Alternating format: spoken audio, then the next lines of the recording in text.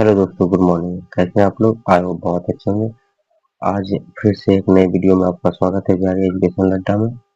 आपका फिर से स्वागत है दोस्तों। आज जो हम क्लास 10th के बायोलॉजी का कुछ ऑब्जेक्टिव क्वेश्चन करने जा रहे हैं, जो बोर्ड के आंसर बहुत ही महत्वपूर्ण है। आप लोग सिर्फ इसे ध्यान से सुने और बताएं कैसा रहा क्वेश्चन, कैसा क्वेश्चन है, और ये अवश्य बताएंगे। लाइक कमेंट कमेंट बताइएगा वीडियो कैसा लगा। आइए देखते हैं क्वेश्चन क्या कह रहा है हमारा। क्वेश्चन कह रहा है प्रकाश संश्लेषण की क्रिया कौन सी गैस से बाहर निकलती है। प्रकाश संश्लेषण क्रिया जो होती है, कौन सी गैस बाहर निकलती है। प्रकाश संश्लेषण क्रिया में कौन सी गैस बाहर निकलती है? आपको पता है, पेड़ पौधा जो क्या उसका ऑक्सीजन क्या कह रहा है, तो ऑप्शन नंबर बी हमारा सही आंसर हो जाएगा। अगला क्वेश्चन क्या कह रहा है? अगला क्वेश्चन कह रहा है हेट्रोट्रॉपी में पोषण जो है किसमें पाया जाता है। हेट्रोट्रॉपी में जो पोषण किसमें पाया जाता है? हेट्रोट्रॉपी में जो पोषण पाया जाता है किसमें पाया जाता है? हेट्रोट्रॉपी में जो पोषण पाया जाता है वो कवक में पाया जाता है। पोषण कहाँ पाया जाता है? वो कवक में पाया जाता है। हेट्रोट्रॉपी में कवक में पोषण पाया जाता है। तीसरा क्वेश्चन क्या कह रहा है? तीसरा क्वेश्चन कह रहा है मनुष्य में जो है पाचन कहाँ पूर्ण होता है। मनुष्य में जो है पाचन कहाँ पूर्ण होता है? तो मनुष्य में पाचन कहाँ पूर्ण होता है? तो ये हमारा मास्टर गलती है, छोटियां तो बिल्कुल सही आंसर। हमारे जो मनुष्य में जो पाचन पूर्ण होता है पूरा रूप से कहाँ संपन्न होता है? तो छोटियां तो होती है। चलिए ये देखते हैं 4 नंबर क्वेश्चन क्या क्या है। क्वेश्चन नंबर कह रहा है 4। तो क्वेश्चन नंबर 4 कह रहा है लार में कौन सा एंजाइम पाया जाता है। लार में कौन सा एंजाइम पाया जाता है? पेप्सिन नहीं पाया जाता है, एमाइलेज पाया जाता है। क्या पाया जाता है? एमाइलेज पाया जाता है। तो ऑप्शन नंबर बी हमारा सही आंसर। आइए देखते हैं 5 नंबर क्वेश्चन क्या कह रहा है।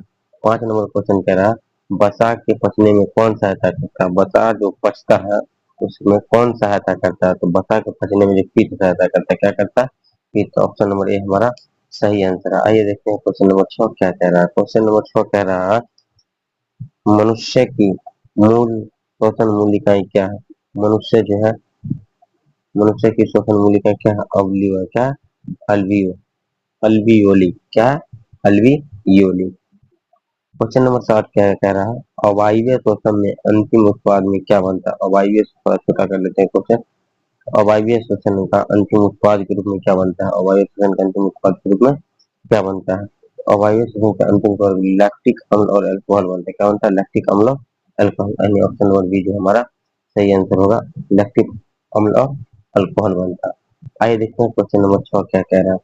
Question number sorry 8। Question number 8 कह रहा है श्वसन के लिए, श्वसन के लिए आवश्यक अंग कौन है। श्वसन के लिए आवश्यक अंग कौन है? तो सांस लेने के लिए किसकी जरूरत पड़ती है? वो फेफड़ा की जरूरत पड़ती है। किसकी? फेफड़ा की जरूरत पड़ती है।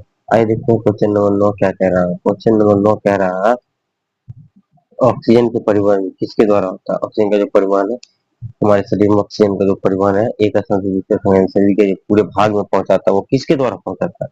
तो ऑक्सीजन का जो परिवहन होता है हीमोग्लोबिन के द्वारा होता है। किसके द्वारा होता है? हीमोग्लोबिन के द्वारा। यानी ऑप्शन नंबर सी हमारा सही आंसर है। आइए देखते हैं अगला क्वेश्चन क्या कह रहा है। अगला क्वेश्चन कह रहा है मनुष्य में श्वसन किस प्रकार का श्वसन। मनुष्य में जो हमेशा वायवीय श्वसन होता है। कैसा होता है? वायवीय श्वसन। ऑप्शन नंबर बी हमारा सही आंसर। आइए देखते हैं क्वेश्चन नंबर 11 क्या कह रहा है। क्वेश्चन नंबर 11 कह रहा है मानव हृदय में कितने कक्ष है। मानव हृदय में कितने कक्ष है? तो मानव हृदय में जो है टोटल 4 विषम होते हैं। कितने होते हैं? 4 विषम होते हैं। आइए देखते हैं क्वेश्चन नंबर 12 क्या कह रहा है। क्वेश्चन नंबर 12 कह रहा है मानव का हृदय जो धड़कता है वो कौन नियंत्रित करता है। तो मानव हृदय का धड़कन जो है नोड नियंत्रित करता है। SA node. कौन? एसए नोड नियंत्रित करता है। आइए देखते हैं क्वेश्चन नंबर 13 क्या कह रहा है। क्वेश्चन नंबर 13 कह रहा है धमनियों में कौन सा रक्त बहता है। शुद्ध यानी ऑक्सीजन युक्त बहता है या फिर कार्बन डाइऑक्साइड युक्त यानी मिश्रित तरह अम्लीय रहता है। ध्वनि में जो होता है ये सब गलत हो जाएगा। ऑक्सीजन युक्त रक्त बहता है। कैसा बहता है? ऑक्सीजन युक्त, यानी ऑक्सीजन उसमें रहता है, ऑक्सीजन रहता है। आइए देखते हैं क्वेश्चन नंबर 14 क्या कह रहा है। क्वेश्चन नंबर 14 कह रहा है रक्त जो थक्का बनता है इसमें कौन सी कोशिका सहायता करती है। रक्त का थक्का बनने में प्लेटलेट सहायता करता है। कौन करता है? प्लेटलेट। यानी ऑप्शन नंबर सी हमारा सही आंसर है। आइए देखते हैं क्वेश्चन नंबर 15। क्वेश्चन नंबर 15 कह रहा है की तुलना में धमनी की तुलना में शिरा में क्या होता है। धमनी की तुलना में शिरा में वाल्व होता है। क्या होता है? वाल्व होता है। ये देखते हैं क्वेश्चन नंबर 16 क्या कह रहा है। क्वेश्चन नंबर 16 कह रहा है मानव में उत्सर्जन अंग क्या है। मानव का जो उत्सर्जन अंग है क्या? फेफड़ा है, यकृत है, गुर्दा है, हृदय है। तो गुर्दा है। क्या? गुर्दा। ऑप्शन नंबर सी इंग्लिश में इसको रेक्टम कहते हैं। आइए देखते हैं क्वेश्चन नंबर 17। क्वेश्चन नंबर 17 कह रहा है गुर्दे की मूल इकाई क्या कहलाती है। गुर्दा का जो है मूल इकाई क्या कहलाता है। तो गुर्दा का मूल इकाई नेफ्रॉन कहलाता है। क्या कहलाता है? नेफ्रॉन कहलाता है। देखते हैं क्वेश्चन नंबर 18 क्या कह रहा है। क्वेश्चन नंबर 18 कह रहा है दोस्तों, क्या कह रहा है बुआ, देखो, मनुष्य में नाइट्रोजन युक्त अवशिष्ट किस रूप में बाहर निकलता है। नाइट्रोजन युक्त अवशिष्ट है वो किसके रूप में बाहर निकलता है? यूरिया के रूप में। किसके रूप में? यूरिया। जो हम पेशाब करते हैं तो उसके द्वारा क्या यूरिया बाहर निकलती है और उसी में जो है नाइट्रोजन युक्त अवशिष्ट पदार्थ में बाहर निकलता है। आइए देखते हैं क्वेश्चन नंबर 19 क्या कह रहा है। क्वेश्चन नंबर 19 कह रहा है पसीना जो निकलती है, पसीना ग्रंथि किसमें मदद करती है। तो पसीना निकलते किस में होता है? तो पाचन में नहीं, श्वसन में नहीं, उत्सर्जन और ताप नियंत्रण में। हाँ, तो उत्सर्जन और ताप नियंत्रण अपशिष्ट तत्व को बाहर निकलता है और हमारे बॉडी को टेम्परेचर को क्या करता है? बनाए रखता है। आइए देखते हैं क्वेश्चन नंबर 20 क्या कह रहा है। क्वेश्चन नंबर 20 कह रहा है डायलिसिस किस अंग की खराबी से होता है। कौन सा अंग जो खराब हो जाता है जिसके कारण डायलिसिस करवाना पड़ता है। हमारा गुर्दा खराब हो जाता है तो डायलिसिस करवाना पड़ता है। आइए देखते हैं क्वेश्चन नंबर 21 क्या कह रहा है। क्वेश्चन नंबर जो 21 कह रहा है पौधे में जल और खनिज का परिवहन कौन कराता है। पौधा में जल और खनिज, जल जाइलम करवाता है। कौन करवाता है? जाइलम करवाता है। आइए देखते हैं क्वेश्चन नंबर 22 क्या कह रहा है। क्वेश्चन नंबर 22 कह रहा है भोजन का परिवहन किसके द्वारा होता है। पौधा में जो है भोजन का परिवहन फ्लोएम के द्वारा होता है। किसके द्वारा होता है? फ्लोएम के द्वारा होता है। आइए देखते हैं क्वेश्चन नंबर 23।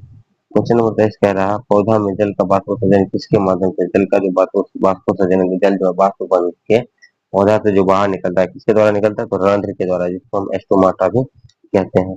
आइए देखते हैं क्वेश्चन नंबर 24 क्या कह रहा है। क्वेश्चन नंबर 24 कह रहा है ट्रांसपीरेशन बाष्पोत्सर्जन का क्या लाभ है।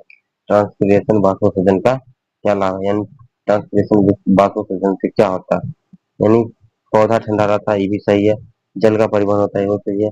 पोषक लवण ऊपर की ओर जाता है, ये भी सही, यानी सब का सब क्या सही है। आइए देखते हैं क्वेश्चन नंबर 25 क्या कह रहा है।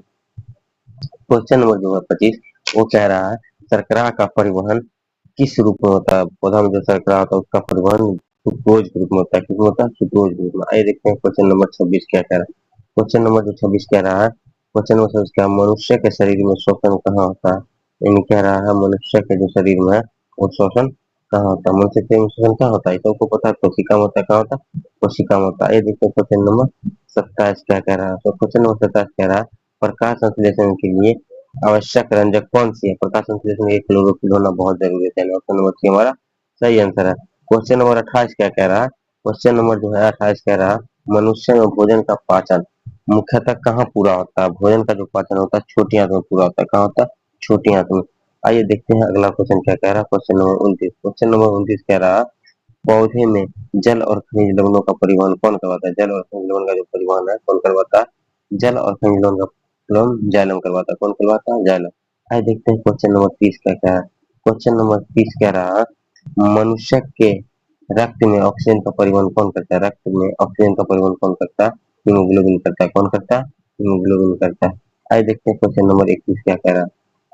वसा यानी फैट को पचने में फैट जो है किसके द्वारा, वसा किसके द्वारा पचता है? तो लाइपेज के द्वारा। किसके द्वारा? लाइपेज के द्वारा। ये देखते हैं क्वेश्चन नंबर 32 क्या कह रहा है। क्वेश्चन नंबर 32 कह रहा है पौधे में कार्बन डाइऑक्साइड का अवशोषण किसके माध्यम से होता है। कार्बन डाइऑक्साइड का अवशोषण रंध्र के माध्यम यानी स्टोमाटा के द्वारा होता है। आइए देखते हैं क्वेश्चन नंबर 33 क्या कह रहा है। क्वेश्चन नंबर 33 कह रहा है मनुष्य में उत्सर्जनीय अंग कौन है। फेफड़ा नहीं है, हृदय नहीं, गुर्दा, यानी गुर्दा जो हमारा उत्सर्जनीय अंग है। आइए देखते हैं क्वेश्चन नंबर 34 कह रहा है। क्वेश्चन नंबर 34 कह रहा है मनुष्य के हृदय में कितने कक्ष हैं। मनुष्य के हृदय में 4 कक्ष हैं। क्वेश्चन रिपीट हो रहा है इसलिए सभी लोग आंसर देंगे। पौधे में भोजन का परिवहन किसके द्वारा होता है। पौधे में जो भोजन का परिवहन होता है फ्लोएम के द्वारा होता है। किसके द्वारा होता है? फ्लोएम के द्वारा होता है। आइए देखते हैं तो इस क्वेश्चन का जो आंसर है आप लोग कमेंट बॉक्स में बताइएगा। पौधे का जो परिवहन, पौधे में जो भोजन का परिवहन किसके द्वारा होता है और पौधे में जो है जल का परिवहन किसके द्वारा होता है। आप लोग कमेंट बॉक्स में इन 2 क्वेश्चन का आंसर दीजिए और वीडियो कैसा लगे कमेंट में जरूर बताइएगा और बने रहिए। और आप अगर हमारे चैनल पर नए हैं तो चैनल को लाइक, सब्सक्राइब और शेयर करना न भूलें ताकि सभी वीडियो आप तक सबसे पहले पहुंच सके और इसका लाभ आप उठा सके और इस बार मैट्रिक एग्जाम में टोटल वीडियो अच्छा सा अच्छा वीडियो देखने के बाद अच्छा मार्क्स उठा सके। तब तक के लिए जय हिंद, जय भारत।